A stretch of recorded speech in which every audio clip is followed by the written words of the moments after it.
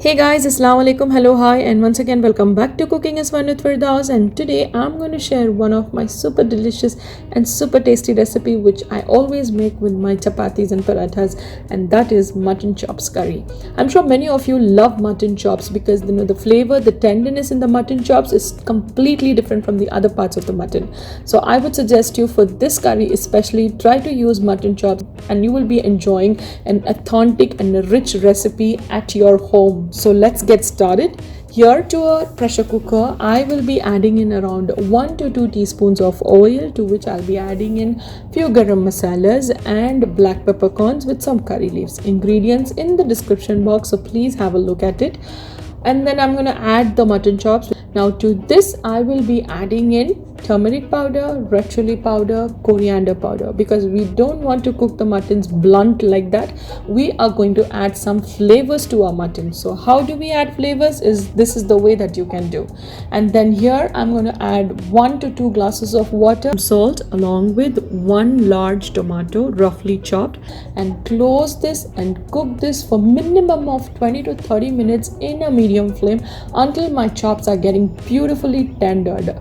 Okay, now moving on, we are going to now make onion paste. Now we are not going to boil the onion or we are not going to fry the onion. We are just going to saute the onion with flavors in it. So you take a pan, add around 1 to 2 tablespoons of oil, to which you will be adding in 1 teaspoon of black peppercorn, 1 to 3 dried chilies. I'm using just 1, so you can use up to 3 to 4 also.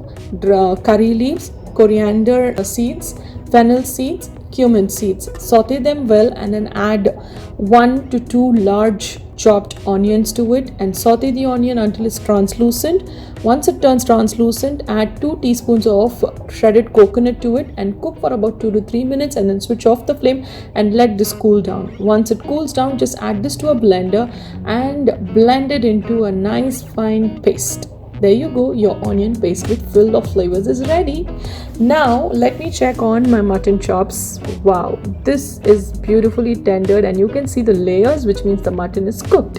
Moving on, I'm going to take a nice big pot in which I'm going to add just around 2 to 3 teaspoons of oil with 2 tablespoons of ginger garlic paste and saute the ginger garlic paste first and then add the onion paste to it along with little bit of water to it. Add around 1 teaspoon of garam masala to it and cook until the rawness is fading away. After 5 minutes, what I'm going to do is I'm just going to add the liquid from the chops which we have cooked. So drain off complete liquid from the chops and add it to that onion paste and cook until you get a thick consistency in it.